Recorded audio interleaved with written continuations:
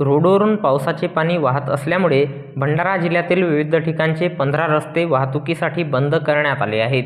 भंडारा जिल्ह्यात मागील आठवडाभरापासून मुसळधार पावसाने हजेरी लावली आहे. त्यामुळे भंडारा जिल्ह्यातील अनेक ठिकाणच्या रस्त्यांवरून पाणी वाहत असल्यामुळे दिनांक 29 जुलै 2024 रोज सोमवारला जिल्ह्यातील 15 रस्ते वाहतुकीसाठी बंद करण्यात आले आहेत.